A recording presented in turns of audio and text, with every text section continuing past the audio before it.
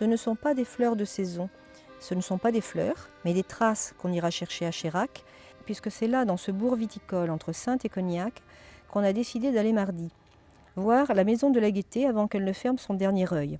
On y fera provision de tessons, sinon de gaieté, de cassons de vaisselle, pour en décorer les murs extérieurs de sa maison. Ce sera une gaieté de façade, une maison qui ne fera peut-être pas habiter, mais on aura plaisir à s'arrêter. Ce livre, La maison de la Gaîté, c'est l'histoire d'un bâtiment qui au départ est une maison ordinaire et que le propriétaire va décider de transformer en guinguette, mais il va surtout le décorer de mosaïques, de tessons de vaisselle, 1 million de petits bouts de vaisselle.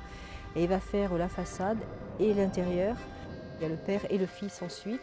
Entre 37 et 52, ils vont quand même passer 15 ans à transformer leur maison avec tous ces petits bouts de vaisselle. Mais l'auteur, Denis Montebello, s'interroge lui sur tout l'art populaire, et y compris des sculptures, des gens qui un beau matin décident de magnifier leur ordinaire en faisant des choses qui nous paraissent quand même un petit peu folles.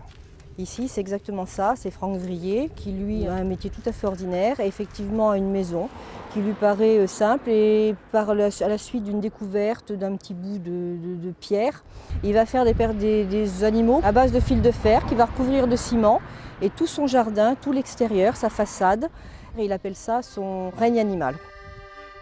Denis Montebello, ça l'intéresse quand même, ça le passionne cette histoire, et c'est une réflexion sur ce qui mène les personnes à faire ça, mais il n'a pas de jugement, il ne dit pas s'ils sont fous ou pas fous.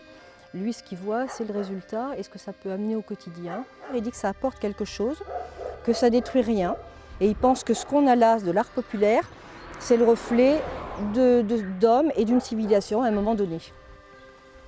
C'est un poète, Denis Montebello. Son écriture est quand même très très poétique. Il nous laisse flâner, c'est une balade.